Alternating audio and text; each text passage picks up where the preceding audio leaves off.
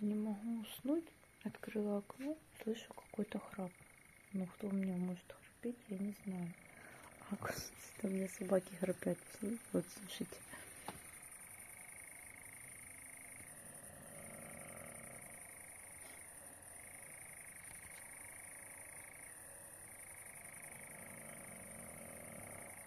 Мне кажется, на полулице слышно.